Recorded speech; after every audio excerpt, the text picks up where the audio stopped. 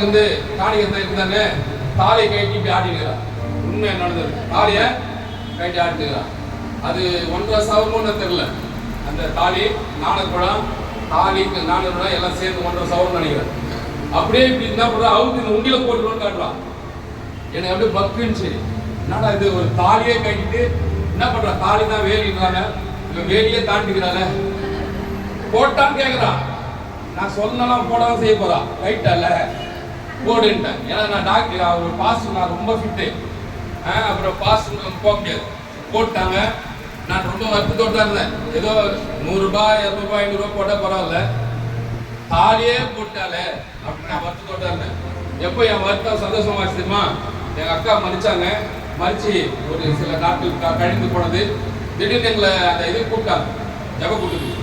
கூப்பிடும் போது அந்த ஜப கூட்டத்துக்கு போய் அவங்க தனியாக எங்கள் தங்கச்சி கூப்பிட்டாங்க. ஒரு சர்ப்ரைஸ் அப்படின்னாங்க. என்னம்மா சொல்லுமா அப்படின்னு. இல்லை அக்கா சாகும் போது